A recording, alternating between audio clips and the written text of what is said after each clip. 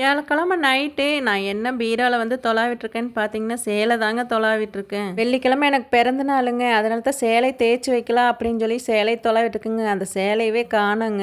என்னோட பீரோலையும் தொலாவிட்டேன், அம்மா பீரோலையும் தொலாவிட்டேன், சேலையே காணோங்க. கடைசியில் பார்த்தா என்னோட பீரோக்குள்ளே அடியில் தாங்க கிடந்தது. என் புள்ள வந்து என்னம்மா பீரோ இப்படி வச்சுருக்கீங்க, சாத்துங்கம்மா அப்படின்னு சொல்லி சொல்கிறாளுங்க. அம்மா பீரோ வந்து நீட்டாக மடித்து வச்சுருப்பாங்க. என்னோட பீரோ வந்து கொஞ்சம் கசகசன்னு தாங்க இருக்கும். லீவ் டைமில் தான் வந்து மடித்து வைப்பேங்க. அடிக்கடி கலைஞ்சு போயிருங்க. ஒரு வழியாக சேலை கிடச்சி தேய்க்கிறதுக்கு போயிட்டேங்க. பிறந்தநாள் ஆகட்டும், ஃபங்க்ஷன் ஆகட்டும், அவ்வளோ சீக்கிரம் நான் சேலையே கட்ட மாட்டேங்க.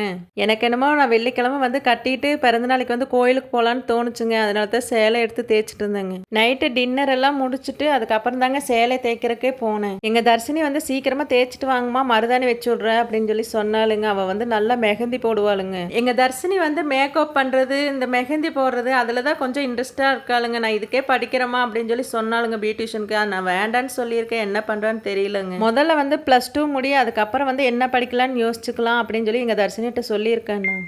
இங்கே நெருஞ்சினா வந்து என்ன படிக்கிறேன்னு சொல்கிறான்னா, டாக்டருக்கு தான் படிப்பேன்னு சொல்லி சொல்கிறாளுங்க. அதெல்லாம் நடக்குமா நடக்காதான்னு தெரியல.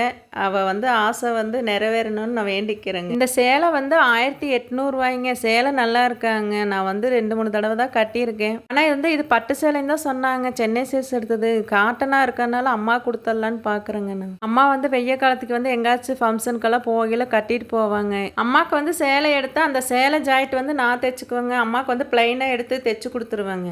அம்மா வந்து சேலையோட ஜாயிண்ட் தைச்சாங்கன்னா டிசைனாக இருக்குது, அதனால் எனக்கு வேண்டாம் நீ தைச்சிக்கோ அப்படின்னு சொல்லி சொல்லுவாங்க. அதனால் நான் தைச்சிட்டு அம்மாவுக்கு வந்து பிளைன் ஜாயிண்ட் எடுத்து தைச்சி கொடுத்துருவாங்க. அம்மா நானும் சேலை வந்து மாற்றி கட்டிக்குவேங்க. அம்மா சேலை நான் கட்டிக்குவேன், என்னோட சேலை அம்மா கட்டிக்குவாங்க. ஜாக்கெட்டு மட்டும் மேட்சாக இருந்தால் போதுங்க. ஒரு வழியாக சேலையை வந்து தேய்ச்சிட்டேங்க. எங்கள் தர்ஷினி வேற மெஹந்தி வைக்கணும், சீக்கிரம் வாங்கம்மா அப்படின்னு சொல்லி சொல்லிட்டு இருந்தாலுங்க, தூக்கம் வருதுன்னு. எனக்கு வந்து கோனில் வச்சா பிடிக்காதுங்க. அது ஒரு வார்த்தைக்கு கூட வராதுங்க.